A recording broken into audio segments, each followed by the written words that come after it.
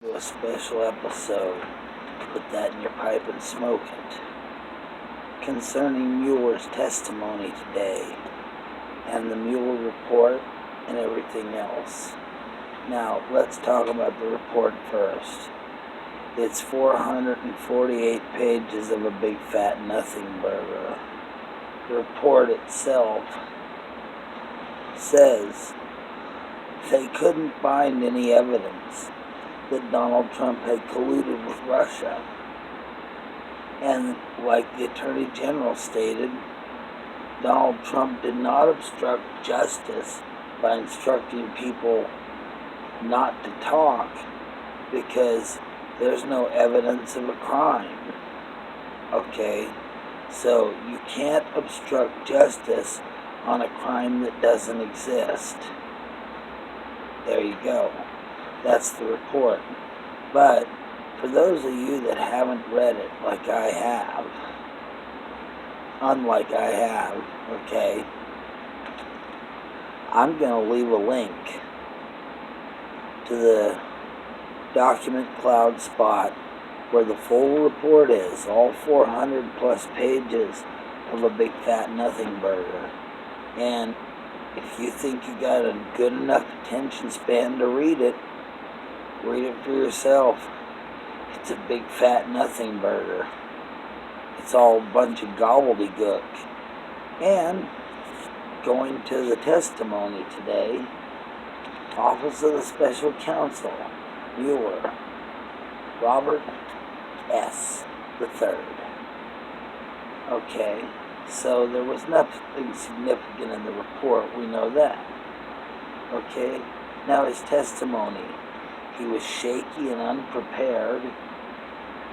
He didn't seem to know much about his own report, okay?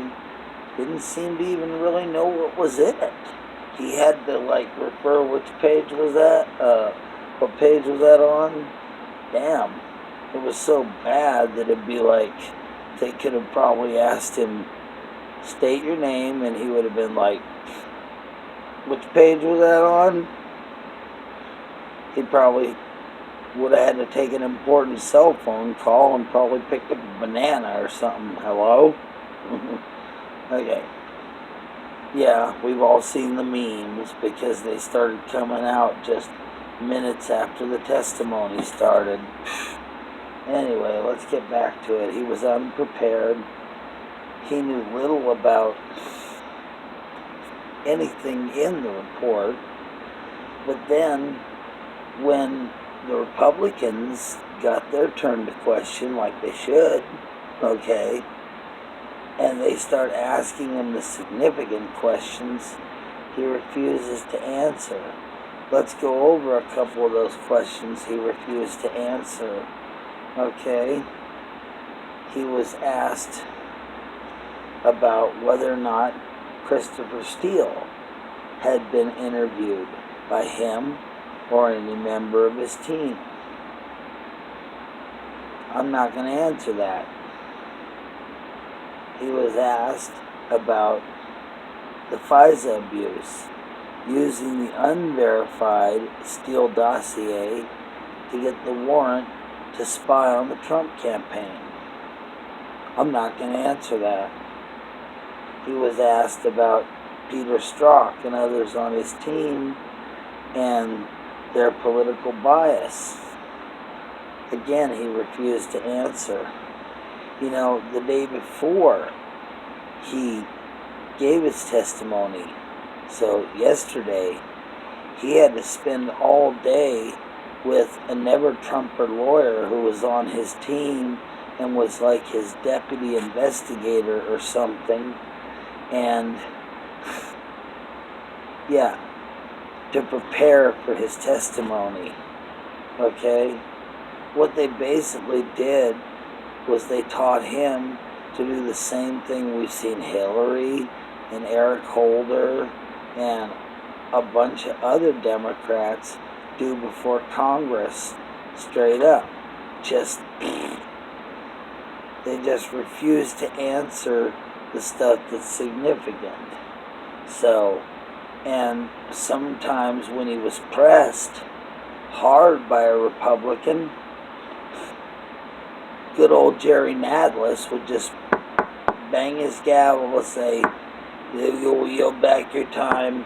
The witness is instructed not to answer the last question." He'd just come to his rescue when he was pushed into a corner. And so now the Democrats here, after all the testimony, which, by the way, the testimony only showed that it was a big fat nothing burger, and that Mueller didn't write that report. 21 anti-Trump lawyers who were on his team wrote that report. He didn't. That's all there is to that. So, what are the Dems doing now? They want more investigations and more investigations.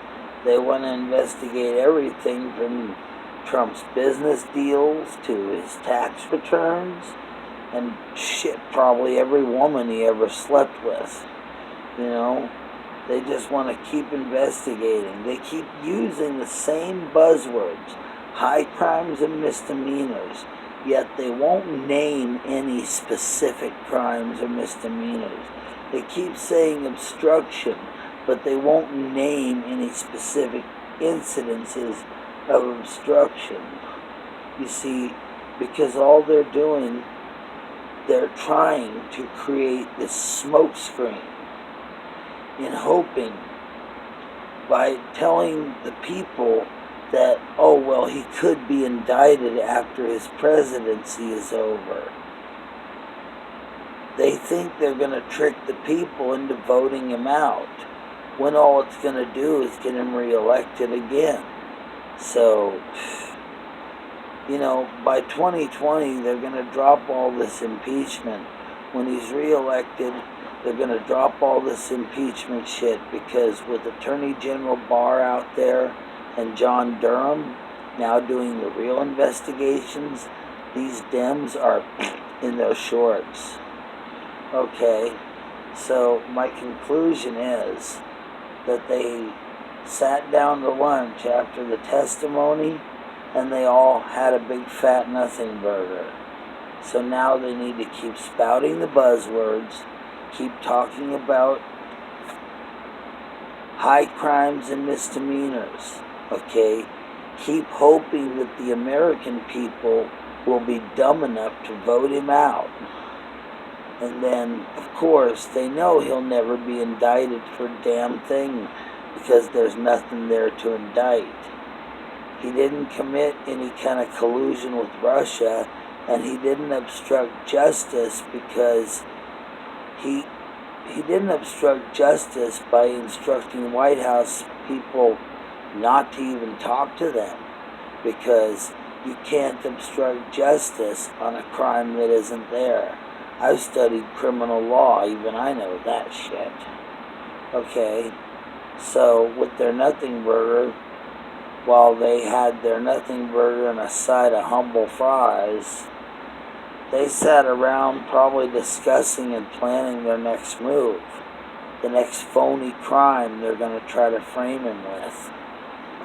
The American people cannot be stupid enough to fall for it, because basically we're tired of the investigations.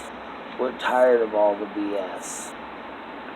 We just want it over and done with, and we want to get back to America and living our lives in the best and safest America I've seen in a long time, with the best economy and the best everything.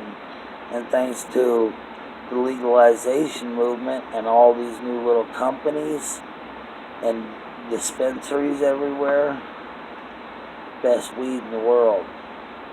Anyway, that's my political take on it. You can all put that in your pipe and smoke it.